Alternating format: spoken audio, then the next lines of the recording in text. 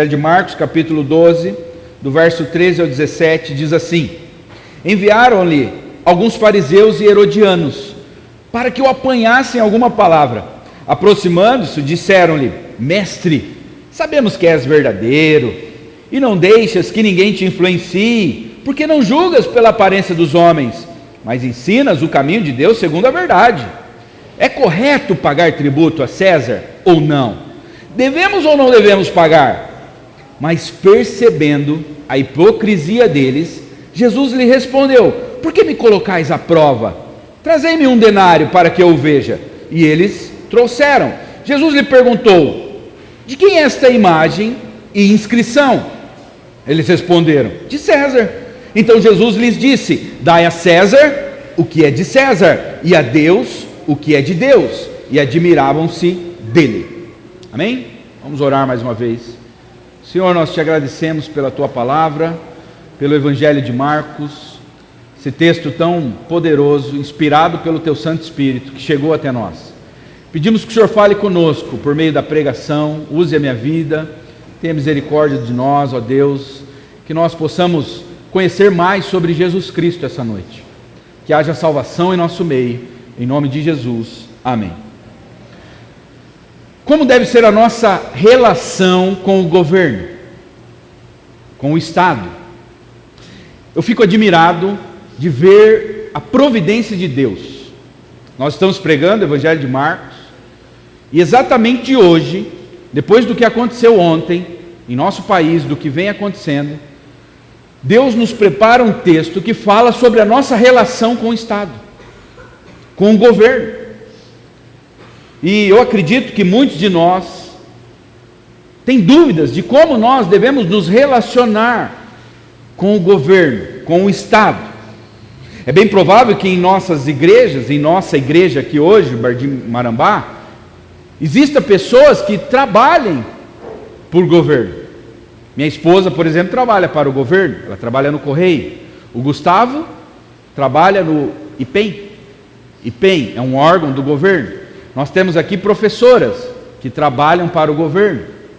E eu acredito que tem mais aqui, né? Tem o Márcio lá no fundo, trabalha para o governo, a prefeitura, né?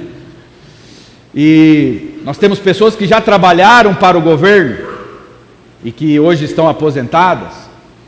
É bem provável que nós temos algum parente que trabalha para o governo. É bem provável que temos em nosso meio quem faz uso de órgãos que são mantidos pelo governo. Tem gente que faz uso de escola pública, coloca os seus filhos lá.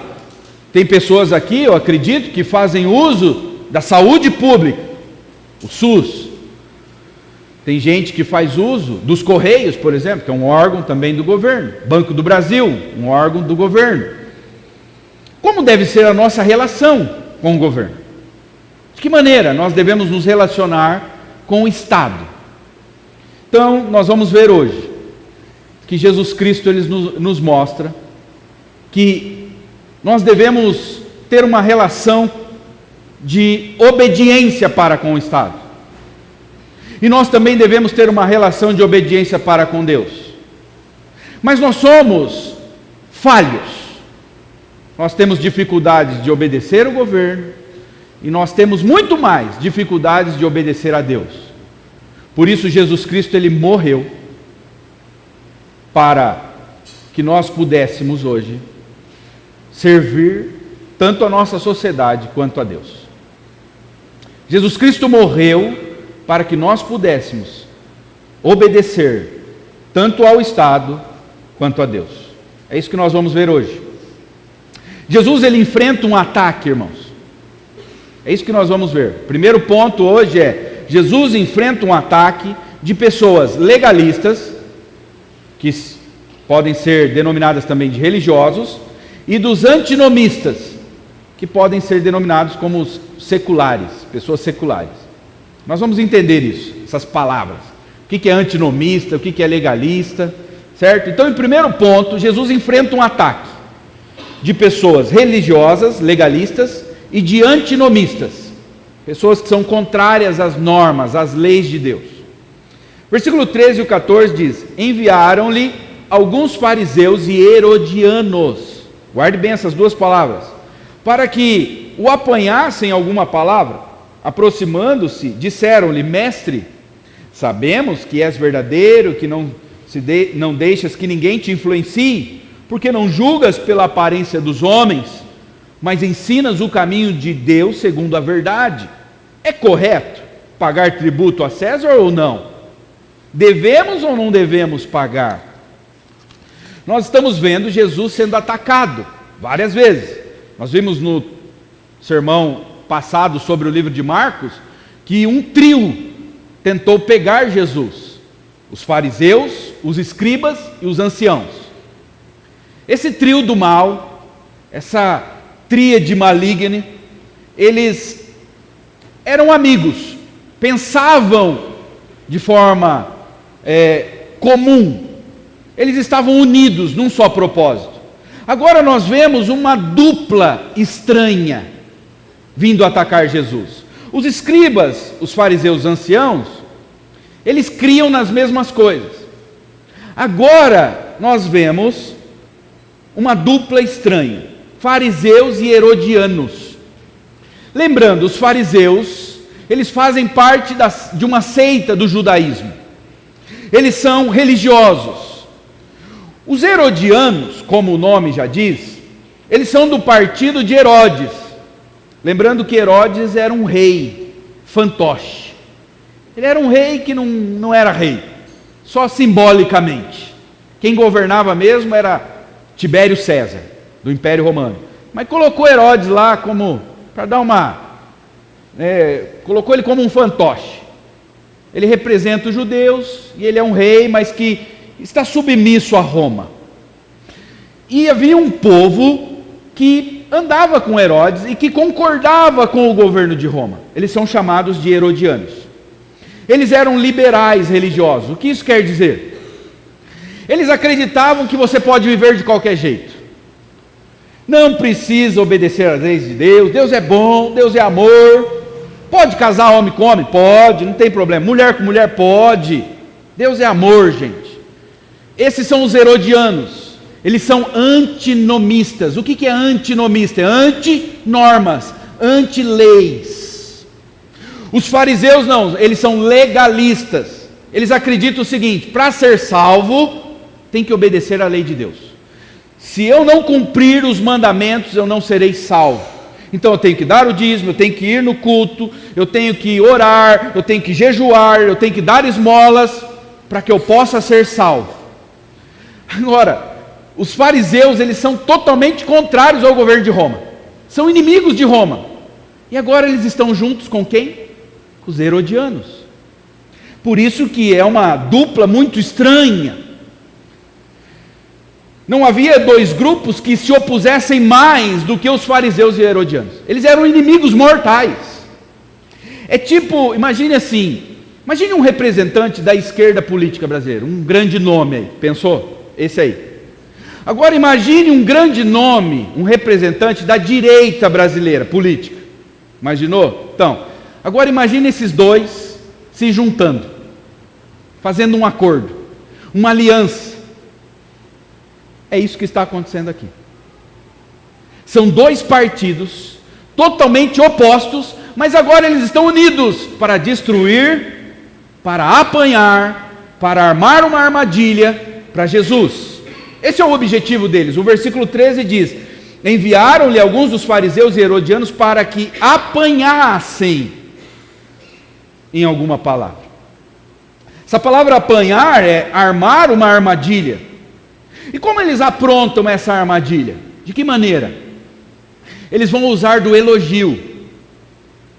Primeiro eles dizem assim: Jesus, nós sabemos que o Senhor é verdadeiro. Nós sabemos, em algumas traduções está, nós sabemos que o Senhor é íntegro, sincero. Nós sabemos que o Senhor é honesto. Olha como eles chegam. Eles odeiam Jesus. E eles chegam para Jesus elogiando Jesus. Tem até um ditado, né? Quando a esmola é demais, o santo desconfia. É mais ou menos isso aqui. Aí depois eles falam assim para Jesus: nós sabemos que o Senhor é verdadeiro e que o Senhor não se deixa influenciar pelas aparências. O Senhor não se deixa levar pelas opiniões dos homens. O Senhor não é influenciável, o Senhor não é manipulável. Elogio. Terceiro elogio, eles dizem: não julgas pela aparência dos homens. O Senhor não olha o exterior, o Senhor olha o interior dos homens. E em quarto lugar, eles disseram: ensinas o caminho de Deus segundo a verdade. Tudo que eles estão falando para Jesus é o que eles não fazem, é o contrário deles. Eles chegam armando uma armadilha, usando do elogio. Havia uma questão aqui, nesses dias, uma política, que era uma política incorreta, uma política complicada nesses dias. Então eles perguntam: é correto pagar imposto? É correto pagar tributo a César ou não? Devemos ou não devemos pagar? Vamos lembrar aqui, Roma era um governo invasor, invadiu a região da Judéia ali. Na verdade, Roma estava dominando o mundo todo nessa época. Os romanos tinham governado Jerusalém desde o ano 63 a.C. Nós estamos aqui no ano 30 depois de Cristo. Desde o ano 63 a.C., Roma já governava Jerusalém. E desde aquela época houve um aumento gradual de impostos. Todos esses impostos eram para financiar o Império Romano. Existiam 3 impostos: imposto territorial, então, composto por 10% de todo o grão que um judeu plantasse. 10% de tudo que eles plantassem era enviado para Roma. 20% de todo o vinho e fruta que era produzido pelos judeus era enviado para Roma. Isso é um imposto territorial. E havia um imposto de renda, que era 1% da renda de um homem. Tudo que você ganhasse, fora os grãos, mais 1% do seu lucro total, da sua renda. E havia um terceiro imposto que era chamado de poll tax, um imposto fixo de 1 denário, uma moeda de prata, que era equivalente ao salário de um dia. Era pago por todos os homens de 14 a 65 anos. Todos os homens tinham que dar uma moeda para o governo. E as mulheres de 12 a 65. Eu não sei aqui porquê, mas as mulheres começavam a pagar antes. Os homens com 14 e as mulheres com 12. Né? Aí eles chegam para Jesus e falam: Jesus, é correto pagar imposto para César? Se Jesus responde: pague o imposto. Quando eles fizeram essa pergunta, imagine, todo judeu parou, gente, para ouvir a resposta de Jesus. Havia muita gente ali, sempre Jesus estava rodeado de pessoas. Agora é uma coisa importante: é correto? Se Jesus responde: paga o imposto, Jesus perde o quê? A popularidade com o povo, porque ele está sendo a favor de um imposto que não é popular. Os judeus não gostavam de pagar imposto, igual os brasileiros, irmãos. O brasileiro também não gosta, IPTU, IPVA, tudo isso aí, né? A gente também não gosta, eles também não gostavam. Se Jesus responde: não pague o imposto, o que acontece? Jesus pode ser acusado de incitar uma rebelião contra Roma. Um homem que não pagasse seus impostos, ele seria maltratado, ele perderia os seus bens, ele poderia perder sua casa, ele perderia sua dignidade, ele seria exposto publicamente, ele seria maltratado, iriam tirar suas roupas. Um homem que não pagasse imposto naqueles dias, ele perderia sua vida. E imagine agora, Jesus fala: não pague. Os romanos iam saber, e era isso o que os fariseus queriam. Ou que Jesus perdesse a amizade do povo.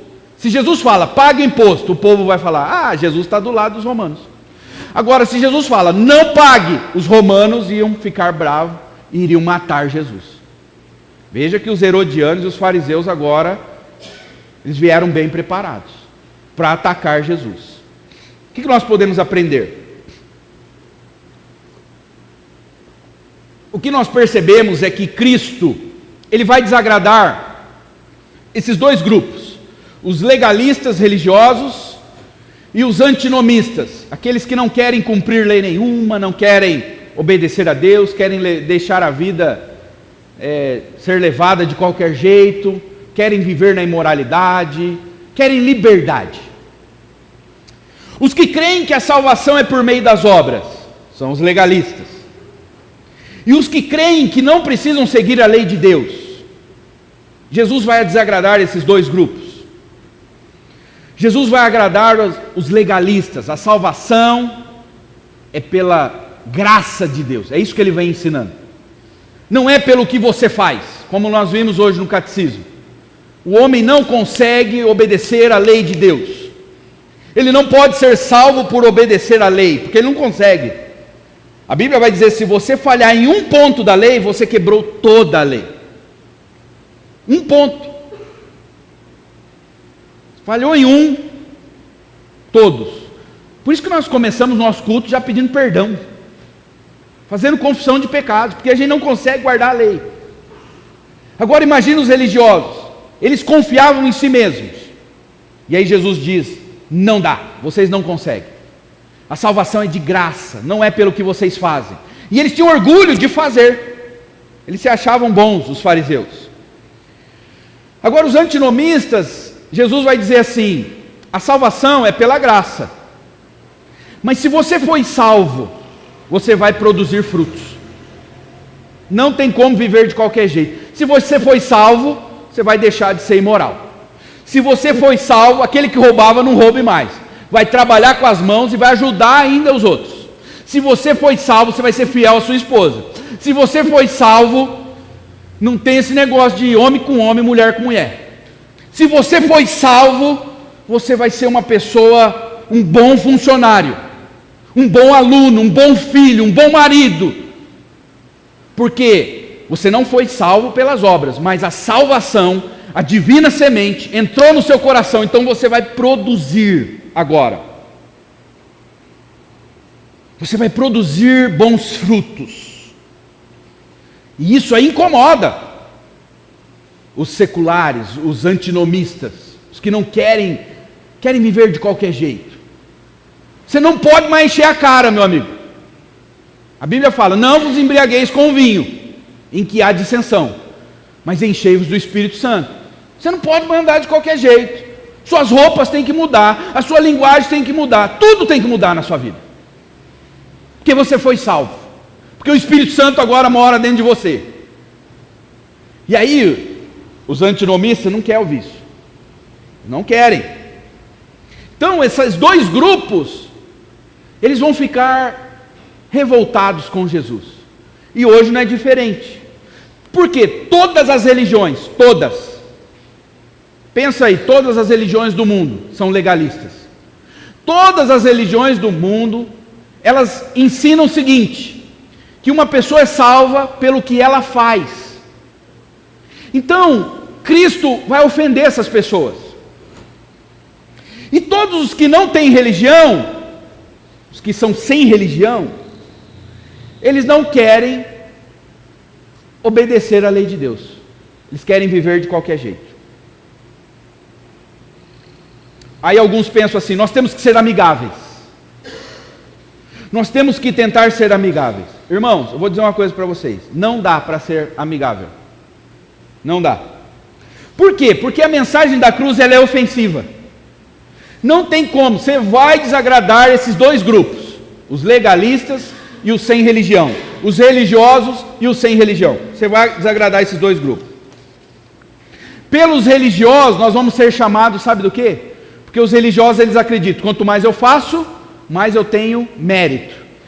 Então, aí a gente vem e diz, não é pelo que você faz. Os religiosos vão falar assim, vocês são liberal. Vocês cristãos, vocês são liberal. Quer dizer, não precisa fazer nada para ser salvo? Não, não precisa fazer nada. A salvação é pela graça. Então vocês são liberal. Pelos seculares, os sem religião, nós vamos ser chamados de radicais. Que isso, rapaz? Quer dizer que tem que ser honesto, tem que ser tem que ser fiel à sua esposa. Vocês são radicais demais. Não pode casar homem com homem. Não, não pode. Vocês são radicais. Vocês não têm amor. Vocês são contra a união de duas pessoas. Aborto. Vocês são radical, gente. Tem um monte de menina negra, pobre, morrendo porque faz aborto em clínicas clandestinas. E agora vocês vêm falar que não pode fazer aborto. Vocês são radicais. Percebam, por um grupo nós vamos ser chamados de liberais. Nós somos liberal. O outro grupo vai falar que a gente é radical. Vou dar um exemplo para vocês. Essa semana eu fui no encontro de diversidade sexual lá na OAB. Eu e mais 2 pastores, só nós lá no meio de um monte de gente, tudo, né? A gente foi lá. Falei, vamos lá ver, né? A gente tem que estar sabendo o que está acontecendo na nossa cidade. A gente tem que estar inteirado. Foi dada uma ordem lá no Éden, que nós temos que cuidar dessa terra aqui, não foi? Não é isso que nós estamos aprendendo na escola bíblica? Essa terra aqui, meu filho, é nós que temos que cuidar dessa terra. Então, o que estão fazendo com a nossa cidade? Vamos lá. E aí, uma fala me chamou a atenção.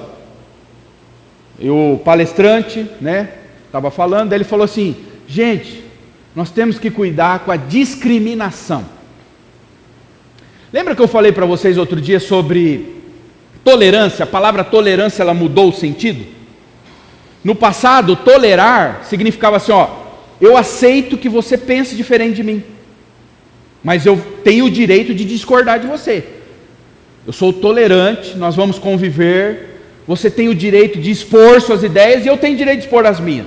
Isso é tolerância. Isso era no passado. Agora a tolerância mudou. Tolerância é você aceitar o que o outro fala, como se também fosse uma verdade. O que ele falou é diferente do que eu falei, mas é verdade e o que eu falei também é verdade. Mas como que é isso? É o movimento hoje. Agora outra palavra que mudou é discriminação. Eu trouxe uma definição do que foi usado lá. Essa palavra foi usada lá nessa palestra que eu fui. Discriminação é originada em um preconceito. Então, discriminação, a origem da discriminação está no preconceito. É por esses 2 conceitos, e por isso estes 2 conceitos, apesar de estarem relacionados, são distintos. Então, discriminação e preconceito estão relacionados, mas são distintos. O preconceito não pressupõe o ato de tratar diferentemente uma pessoa. Pode simplesmente fazer parte de uma estrutura mental. O que ele está dizendo aqui? O que é preconceito? É quando, em minha mente, eu não concordo com o que o outro faz. Então eu tenho um conceito na minha mente. Eu não concordo com casamento entre 2 homens. Então está aqui, ó, na mente. É um preconceito. O que é discriminação? Eles vão falar. Discriminação é fruto desse preconceito. É a concretização dessa forma de pensamento. Preconceito, ou discriminação, perdão. Discriminação é quando eu pego as ideias que eu tenho e eu coloco para fora. Eu exponho minhas ideias. Enquanto está só na mente, eu não concordo, mas eu não falo nada, então eu não estou discriminando. A partir do momento que eu falar o que eu penso, é discriminação. Qual que é o problema disso, irmãos? Eu não posso concordar com a homossexualidade, como cristão. Não posso. Isso é um preconceito, está na minha mente. Agora, se eu falar que isso é imoral, isso é discriminação. Se eu falar que isso é imoral, é discriminação. Então nós estamos enrolados, irmãos. Porque a Bíblia diz que é imoral. A Bíblia diz que é pecado. Que aborto é pecado. Casamento entre 2 pessoas do mesmo sexo é pecado. Adultério é pecado. Viver junto é pecado. Dormir com a namorada antes do casamento é pecado.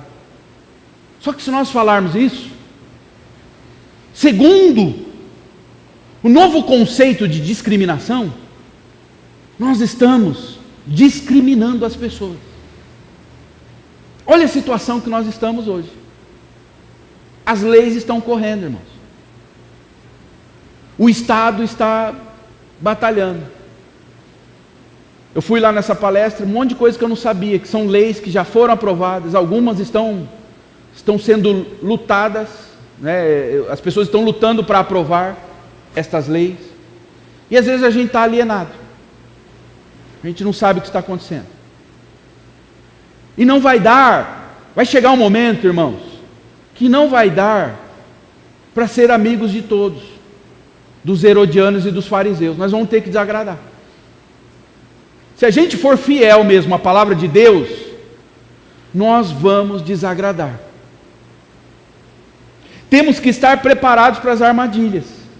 Provérbios 20, versículo 5 diz: quem adula seu próximo está armando uma rede para os pés dele.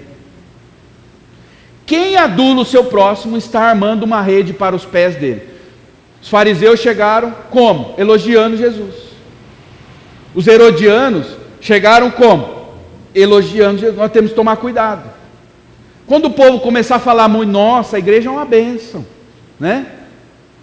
Olha como esse pastor é uma bênção. Ele é, como fala? Ele aceita, ele trata bem as pessoas. Nós temos que tomar cuidado. Quem adula o seu próximo está armando uma rede para os pés dele. Eles elogiaram Jesus. Agora, nós podemos lidar com o elogio de várias formas. Tem pessoas que não elogiam ninguém, né? Aí a pessoa fala assim, eu não vou elogiar, sabe por quê? Porque senão ele vai ficar orgulhoso. Não é assim? Então não elogia. Tem outras que elogiam, mas com segundas intenções, que é igual os fariseus e os herodianos aqui. Tem marido que elogia a esposa. Aí a esposa até estranha, fala, o que você quer, hein? Não é assim? E tem esposa que também chega elogiando o marido, né? Aí o marido pensa, daqui a pouco ela vai pedir alguma coisa. Filho, com os pais, empregado começa a elogiar muito o patrão, né? Agora, Cristo ele não tem problema em elogiar as pessoas. Vocês lembram de Natanael? O que ele falou de Natanael? Ele falou assim, aí está um verdadeiro israelita, em que não há falsidade. Quer dizer, ele elogiou Natanael, ele elogiou o centurião romano, ele falou, nunca vi uma fé dessa, em todo Israel. Lembram do centurião romano? Deus elogiou Jó, reparou no meu servo Jó, homem íntegro, temente, irrepreensível, que se desvia do mal. Deus não tem problema em elogiar as pessoas, irmãos. Jesus também não. O problema dos fariseus e dos herodianos não era elogiar Jesus, mas a intenção do elogio, o que estava por trás. E nós vamos ter que lidar com isso, com hostilidades e com elogios. Às vezes as pessoas vão chegar sendo hostis com a gente. Vocês são radicais, vocês não têm amor no coração. Às vezes eles vão chegar nos elogiando,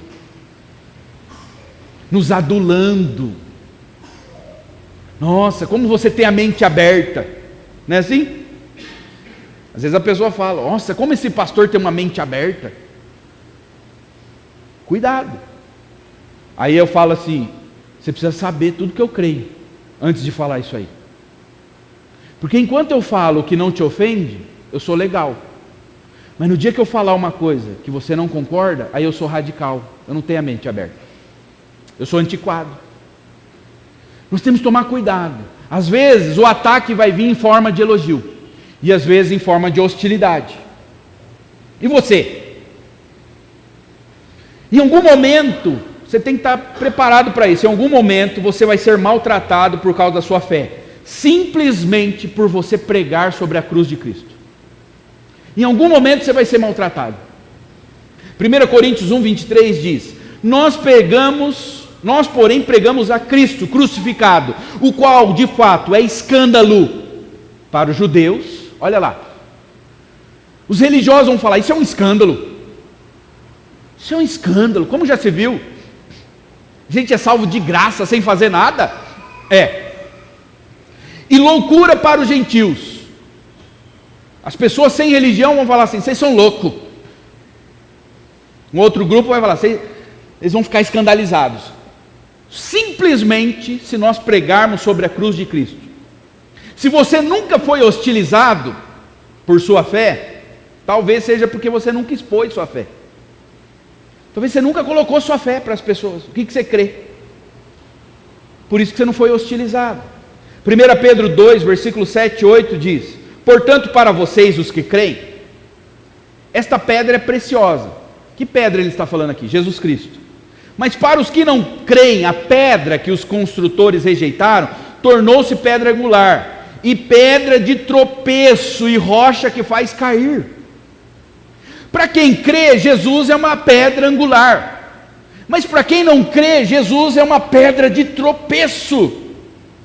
Os que não creem tropeçam porque desobedecem à mensagem, para o que também foram destinados.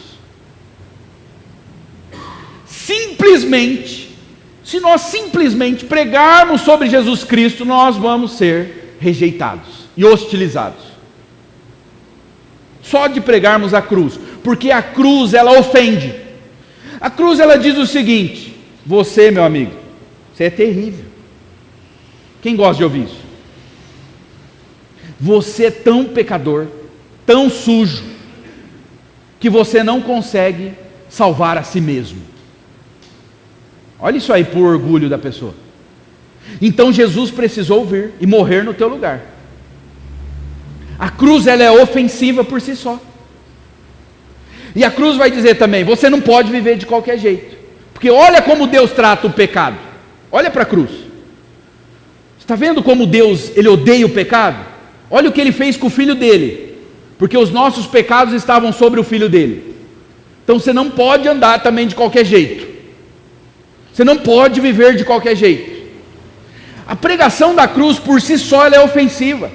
Ela humilha os homens. Agora, se as pessoas tiverem que tropeçar, irmãos, que elas tropecem em Cristo e não na nossa estupidez. Porque às vezes o que ofende as outras pessoas não é a cruz, mas às vezes é bobeira que a gente fala demais. Usa a internet de forma errada. Às vezes as pessoas elas estão escandalizadas não com a mensagem da cruz, mas com o nosso jeito de não saber se portar, de não saber falar na hora certa, ou de falar coisa que não tem que falar. As pessoas já vão se escandalizar só com a mensagem da cruz. Elas não precisam se escandalizar com as nossas estupidezes. Você tem pregado o evangelho? A mensagem da cruz? Você vai ser hostilizado. Se você não tem sido hostilizado, é porque você não tem pregado o evangelho. Você vai perder amigos, até família. Sabia? Jesus falou, ele falou assim: eu não vim trazer paz, eu vim trazer espada, divisão entre pai e filho. O que é isso? Imagine hoje um muçulmano, ele se converte, sabe o que acontece com ele? Ele é expulso de casa. O pai dele expulsa ele, porque ele se converteu. No Brasil, alguns anos atrás, lá atrás, se uma pessoa deixasse a sua religião e viesse para o meio evangélico, ela perdia o convívio da família, não era mais convidado para os aniversários. Hoje mudou um pouco, a gente não sente tanto isso, mas em alguns países, o fato de você crer em Jesus, você é hostilizado. E às vezes nós não somos tão hostilizados hoje, porque a gente é agente secreto. Você é evangélico? Sou, mas ninguém sabe, é 007, né? Ninguém sabe que eu sou evangélico. Estão contando piada, você está lá na roda, né? Então às vezes a gente não é hostilizado, porque a gente não expõe o que a gente crê. Está todo mundo numa rodinha, não, aborto tem que, não, aborto tem que ter aborto. E eu sei lá, fica lá. Né? O que você pensa, Fernando? Não, então, isso aí, né? O que você pensa sobre isso? Então, rapaz, é um negócio complicado, né? Temos que analisar bem. Você não fala nem que sim, nem que não, sabe aquele jogo? Primeiro ponto, então a gente vê, esses dois grupos, eles estão com raiva de Jesus, os herodianos e os fariseus. Os herodianos porque Jesus prega que você não pode viver de qualquer jeito, e os fariseus porque Jesus prega que a salvação não é pelo que eles fazem, é pela cruz de Cristo. Segundo, qual é a reação de Jesus? É o último ponto. A reação de Jesus ao ataque dos legalistas e dos antinomistas. Versículo 15 ao 17. Mas percebendo a hipocrisia deles, Jesus lhes respondeu: por que me colocais à prova? Trazei-me um denário para que eu veja. E eles trouxeram. Jesus lhes perguntou: de quem é esta imagem e inscrição? Eles responderam: de César. Então Jesus lhes disse: dai a César o que é de César, e a Deus o que é de Deus. E admiravam-se dele. Jesus percebe a hipocrisia. A palavra hipocrisia aqui é atuação, é a ideia de um ator de teatro. Hipocrisia. Eles estão atuando. Jesus falou: eles não me enganam, esse povo aí. Eles vêm me adulando, mas eles são hipócritas. Aí Jesus pergunta para eles: por que vocês estão me colocando à prova? Essa palavra, colocar à prova, é a mesma palavra lá de Mateus 4, quando Satanás vai tentar Jesus no deserto. Lá em Mateus diz assim: Satanás tentou Jesus no deserto. A palavra tentou ali é colocou à prova. O que os herodianos e os fariseus estão fazendo com Jesus é o mesmo que o diabo fez. São usados pelo diabo. E aí Jesus, no versículo 16, ele fala: traz para mim uma moeda aí, um denário, né? Perdão, no versículo 15. E no 16 ele pega a moeda, o denário, fala: de quem que é a imagem que está aqui na moeda? De um lado da moeda, do denário, essa moedinha de prata, que era o imposto que todo cidadão tinha que pagar uma vez ao ano, de um lado dessa moeda tinha uma imagem, a imagem de Tibério César. Do outro lado tinha a imagem da deusa da paz, e ao redor dessa imagem tinha uma inscrição que dizia assim: Tibério César Augusto, filho do divino Augusto, sacerdote-chefe. Então de um lado tinha a foto dele, e do outro tinha uma inscrição que dizia que ele era um sacerdote-chefe, um ser divino. E aí Jesus falou assim: dai a César o que é de César. Jesus está ensinando uma coisa muito importante aqui: a soberania das áreas da nossa sociedade, soberania das esferas. O que é isso? O Estado, ele tem uma área onde ele deve atuar, certo? O Estado, ele provê segurança, educação e saúde. Em alguns países, como os Estados Unidos, o americano não quer que o Estado ofereça saúde. Eles mesmos vão atrás disso aí. Mas aqui no Brasil, o Estado ele tem essa esfera de atuação. Qual que é o dever do Estado? Oferecer educação, saúde e segurança. É uma esfera. Existe outra esfera, que é a família. Qual que é o dever da família? Educar seus filhos, ensinar o que você crê para os seus filhos. Agora, o Estado não pode entrar ou ultrapassar a barreira que é da sua família. Ele não pode dizer para você como você deve educar seu filho. Não pode. A igreja é uma outra esfera. Qual que é o papel da igreja? Pregar o evangelho. Agora, a igreja, não é papel da igreja prover para a nossa sociedade, por exemplo, segurança. Não é a igreja que vai lá: olha, nós vamos criar uma polícia agora, para proteger o Brasil. Não é dever da igreja. Nós não podemos fazer isso. Isso é dever do Estado. E também não é dever da família. Então a família se reúne e fala: não, nós vamos defender esse bairro agora aqui. Nós vamos ser a polícia desse bairro. Nós não podemos fazer isso. Só o Estado pode fazer isso. Então existe um princípio aqui: o Estado é ordenado por Deus. Deus deu a ordem. Deus deu autoridade para o Estado cumprir o papel dele. Romanos 13, do versículo 1 ao 4 diz: todos devem sujeitar-se às autoridades governamentais. E aqui Paulo está escrevendo para a igreja de Roma. E quem governava Roma? Tibério César.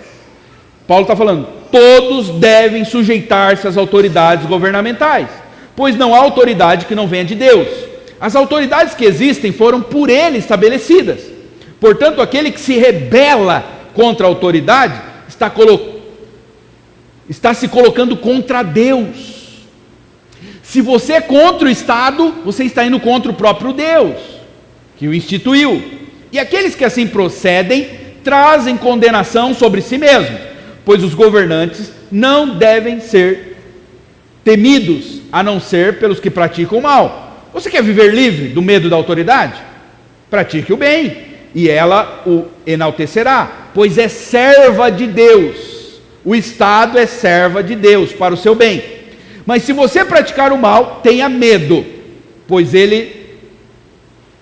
ela não porta a espada sem motivo. O Estado usa espada, e não é à toa, não é para fazer cosquinha. É serva de Deus, agente da justiça, para punir quem pratica o mal. Deus deu essa autoridade para o Estado. Romanos 13, versículos 5 ao 6 diz: portanto, é necessário que sejamos o quê? Submissos às autoridades. Não apenas por causa da possibilidade de uma punição, mas também por questão de consciência. É por isso também que vocês pagam imposto, pois as autoridades estão a serviço de Deus, sempre dedicadas a esse trabalho. E Romanos 13, 7 diz: dei a cada um que é devido, se imposto, imposto, se tributo, tributo, se temor, temor, se honra, honra. O Estado, ele faz o quê? Ele traz serviços valiosos para o povo de Deus. E como compartilhamos desses benefícios do Estado, também devemos compartilhar das responsabilidades do Estado. Agora, alguém pode perguntar assim: pastor, mas o César não pede demais? Pede muito, e sempre vai pedir mais, irmãos. O César nunca está satisfeito, ele quer mais imposto, não é essa a questão. Mas Deus falou, Jesus falou: ei, paga, obedece.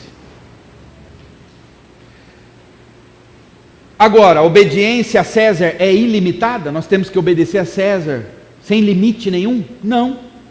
César se dizia divino. Além do imposto, ele queria algo mais, ele queria adoração. Agora, os fariseus não queriam pagar impostos, certo? Eles são rebeldes. Os herodianos, eles não queriam adorar a Deus. Então, Deus está dizendo o seguinte: César, ele tem que receber imposto, não adoração. Tem gente adorando o Estado, gente. Tem gente idolatrando o Estado, idolatrando o político. Briga por causa do político. É igual o time de futebol, né? Já viu? As torcidas vão lá, se mata, faca, pedrada, tudo. E o jogador está lá, no bem bom, andando de carrão, e a torcida está lá se matando. E está acontecendo a mesma coisa na política. Tem gente idolatrando político. Irmãos, nós temos que entender uma coisa: nós somos peregrinos. Nós estamos aqui, temos que participar das coisas deste mundo, mas a nossa salvação vem de Jesus Cristo, não vem de político nenhum. Ah, mas o cara é bom. Não, é tudo comedor de farinha igual nós, tudo pecador. Nós não podemos colocar nossa esperança em político. A sociedade, ela luta por separação da igreja e Estado. Por exemplo, a igreja não deve se meter em questões morais, que são relativas à sociedade. A igreja não pode falar nada sobre aborto. Isso aí, ó, vocês não podem se meter nisso aí. Vocês não podem falar nada sobre sexualidade. É isso que a sociedade está batendo. O Estado faz uso da educação para transmitir seus ideais. O Estado tem usado a educação para ensinar os seus princípios. O Estado, ele tem interferido nas esferas. E o que a gente deve fazer quando o Estado faz isso? Porque a Bíblia diz o seguinte: nós temos que dar a César o que é de César. Mas o César não pode pedir algo que não é dele. Quando ele pede, qual que é a nossa atitude? Lembram de Daniel? Daniel, você tem que trabalhar, você tem que pagar imposto, você não pode roubar, Daniel, você não pode matar. Aí Daniel fala, tudo bem, eu pago o imposto, eu vou obedecer às leis da Babilônia. Aí chegaram para Daniel e falaram assim, Daniel, você não pode orar, 1 mês sem orar. Quando você for orar, em vez de você pedir para Deus, você tem que pedir para o rei. Aí Daniel falou, aí não, aí o rei está pedindo algo que não é dele. Aí Daniel se rebelou, então você vai para a cova dos leões, Daniel. Tá bom, eu vou. Vocês entenderam? Estão querendo pegar Jesus aqui. E Paulo? Paulo, você tem que pagar imposto, você não pode roubar, você não pode matar. Paulo, tudo bem. Paulo, você não pode pregar. Aí não. Você vai ser morto, Paulo, você vai ser preso, tudo bem. Pode me prender. Mas eu não vou obedecer o Estado nessa questão. Porque isso não é devido. O Estado não merece isso. Dê a Deus o que é de Deus. Sabe por que o César faz o que quer no nosso Brasil? Sabe por quê? Você sabe por que César, ele vem na nossa nação e faz o que ele quer da nossa nação? Porque alguns não se envolvem. São os monastérios modernos. Nós estamos aqui, ó. E o César está lá, fazendo o que ele quer do Brasil. Não posso me envolver com esse negócio de política aí. Provérbios 20, versículo 2, olha o que diz. Quando os justos florescem, o povo, o quê? Se alegra. Mas quando os ímpios governam, o povo o quê? Geme. Isso, não faz nada. Deixa o ímpio governar. Não se envolve. Para quem foi dada a ordem de dominar a terra, subjugar a terra? Foi para o povo de Deus, foi para os nossos pais. Gente, vocês têm que cultivar essa terra. O que é cultivar? É extrair o melhor que ela tem, é criar, é cuidar dessa terra. E aí a gente pega e entrega para o César. Aí a gente chora, reclama, mas ninguém se envolve. Você não se envolve. Nós temos o MEC, Ministério da Educação. Por que não tem um homem de Deus lá, uma mulher de Deus lá? Nós temos o Ministério da Ciência, da Tecnologia e Inovação, MCTI. Nem sabia que existia isso aí. Por que não tem um crente lá? Um homem de Deus? Não, porque, pastor, nós vamos para o céu, pastor. Ei, esse negócio da terra aqui. Jesus nos chama para dar a César o que pertence a César, mas observe que há um limite quanto ao que pertence a César. Qual que é o limite? Dê a Deus o que é de Deus. Dê a Deus o que é de Deus. O que tinha na moeda? A imagem de quem? César. Se naquela moeda tem imagem de César, então dá para César. Agora, quem carrega a imagem de Deus? Onde está a imagem de Deus? No homem. Você carrega a imagem de Deus. Então, olha só, a imagem pertence ao dono. Você deve se entregar a Deus de corpo e alma. Dê a Deus o que é de Deus. A imagem de Deus está em você. Nós somos feitos a imagem e semelhança de Deus. E o que você tem que dar para Deus? Deuteronômio 6,5. Ame o Senhor, o seu Deus, de todo o seu coração, de toda a sua alma e de todas as suas forças. Você tem que amar de todo o coração, de toda a sua alma e com todas as suas forças.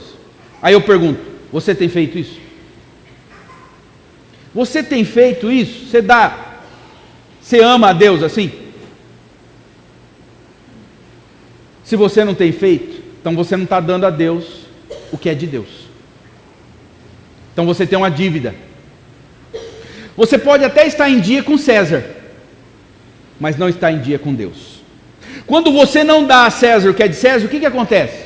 Quando alguém não paga o imposto, o que acontece com ele? Ele é punido. E quando alguém não dá a Deus o que é de Deus? Também é punido. Na época de Roma, a pessoa perdia os seus bens, sua casa, era humilhado, perdia sua roupa, apanhava e depois era morto, por não dar a César o que é de César. E quando você não dá a Deus o que é de Deus? João 3,36. Quem crê no Filho, tem a vida eterna. Já quem rejeita o Filho, quem não dá para o Filho o que lhe é devido, não verá a vida, mas a ira de Deus permanece sobre ele. Agora, irmãos, nós somos falhos. Nós somos falhos em pregar. Nós não pregamos sobre Cristo, porque muitas vezes a gente não quer ser ofendido. Nós somos falhos em amarmos a Deus totalmente, de todo o nosso coração, com toda a nossa alma e com todas as nossas forças. Então nós estamos em dívida.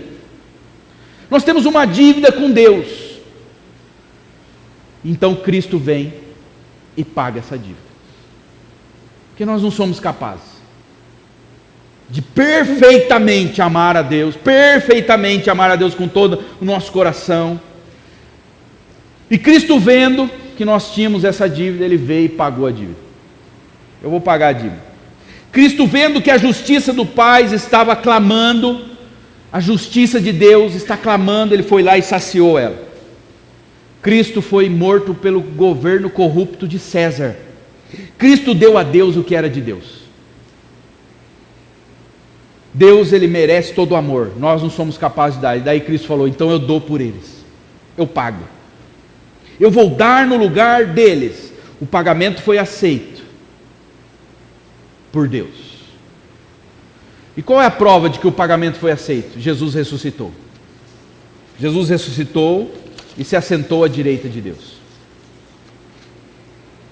Deus recebeu, irmãos, o que lhe era devido, mas Ele não recebeu de você. Ele recebeu de Cristo. Você pode não conseguir amar a Deus de todo o coração, de toda a sua alma e com todas as suas forças, mas você pode amar a Deus hoje mais do que você amou ontem. Isso você pode fazer. Você pode não pregar sobre a cruz de Cristo como ela tem que ser pregada, com intensidade, para todas as pessoas, mas você pode pregar hoje mais do que você pregou ontem. Isso você pode fazer. Agora, você é incapaz de dar a Deus o que é de Deus, mas você pode se entregar a Cristo nessa noite. E se você estiver escondido em Cristo, tudo que você der para Deus será perfeito. Se você estiver escondido em Cristo, tudo que Deus receber de você, Ele receberá através de Cristo. Isso você pode fazer. Nós tínhamos uma dívida impagável, irmãos. Nós não estávamos dando a Deus o que é de Deus. Então Cristo falou: eu vou dar por vocês. E o devedor, ele tem que ser humilhado. Eu vou ser humilhado. O devedor perde tudo que tem. Eu vou perder tudo que eu tenho. Perde a casa, perde as roupas, tiram as roupas de Jesus. É humilhado publicamente, eu vou ser humilhado, mas eu vou pagar a dívida do meu povo. Eu vou dar a Deus o que é de Deus. Nós não podemos viver de qualquer jeito, irmãos. Você não pode viver de qualquer jeito. Eu não posso viver de qualquer jeito. O que eu tenho que fazer? Eu tenho que ir até Cristo nessa noite. Eu tenho que me esconder em Jesus Cristo. E por meio de Cristo, dar a Deus o que é de Deus. Você só pode dar a Deus o que é de Deus se você estiver em Cristo. Porque Deus não aceita qualquer coisa. Deus só recebe o que vem de Cristo. Então, para Ele receber o que vem de você, você tem que estar em Cristo.